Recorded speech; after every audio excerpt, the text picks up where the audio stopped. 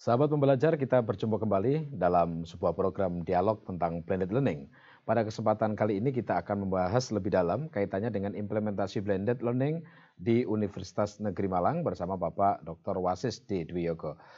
Kembali kita melanjutkan perbincangan kita Pak Wasis kaitannya dengan blended learning. Nah, buku sudah dibuat, terus pengalaman juga sudah dilakukan. Yang menjadi permasalahan sekarang barangkali di awal itu Pak Wasis melakukan secara individual, personal. Nah, bagaimana sekarang implementasi di universitas, khususnya di Universitas Negeri Malang terkait dengan program blended learning ini, Pak? Ya, pada tahun ini kan saya dapat hibah penelitian, hibah pasca. Lalu saya mengembangkan platform sendiri. Platform itu juga menempel di UM dengan nama Blended Learning LP2M UM ACID. Tetapi rupanya tahun ini juga UM meluncurkan pembelajaran daring itu yang dikenal dengan si Pejar.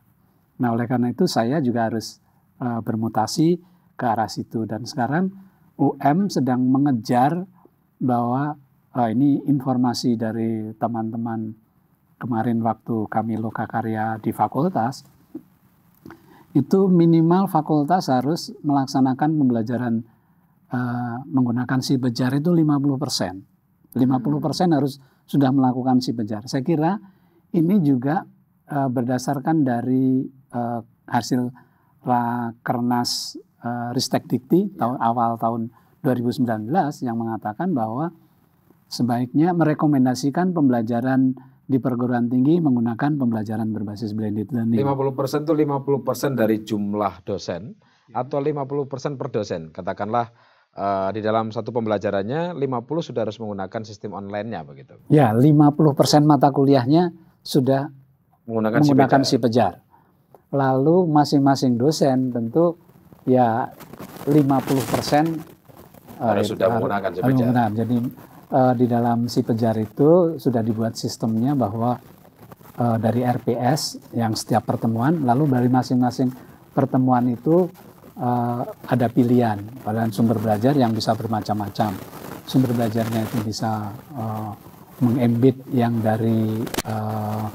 dari YouTube misalnya gitu, atau sesuatu yang bisa kita buat sendiri, atau video-video yang kita buat sendiri. Lalu juga bisa tes hasil belajar, lalu bisa diskusi, bisa chatting, yang semuanya sudah dikembangkan oleh tim dari TIK UM untuk mengembangkan si Pejar itu.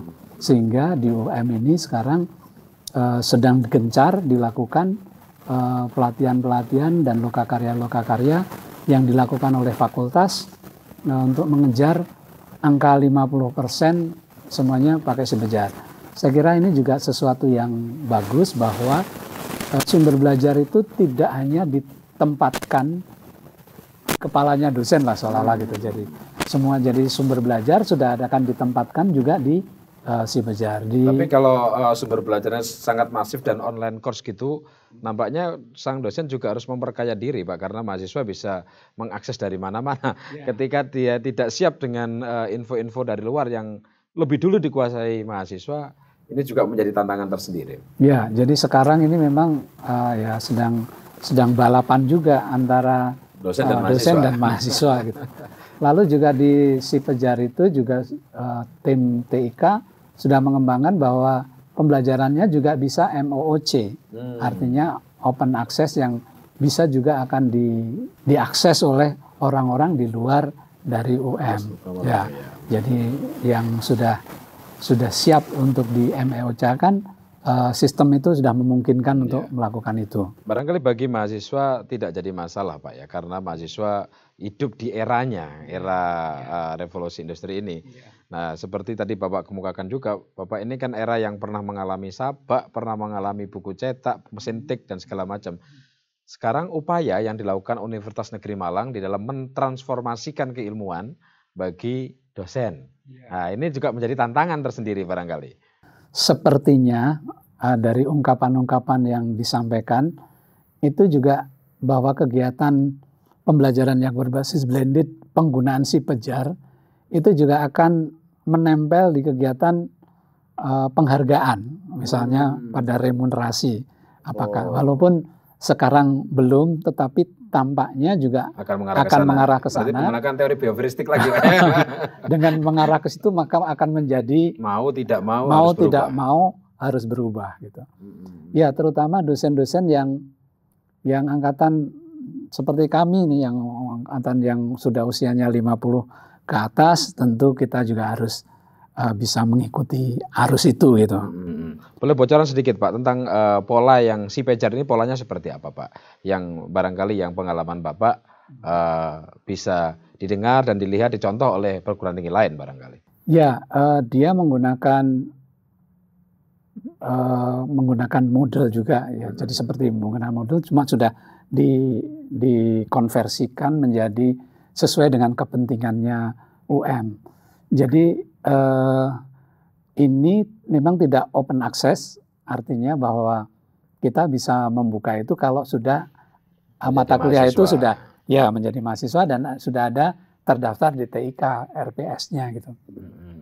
Lalu RPS-nya diisi, nah kita siapa yang boleh akses terhadap RPS itu sudah ditentukan, yaitu dosen penanggung jawabnya, sehingga tidak lagi bisa seperti misalnya kalau platform umum Edmodo, kita kan bisa buat kelas. Betul. Tetapi kalau ini memang khusus untuk UM, tertutup ya.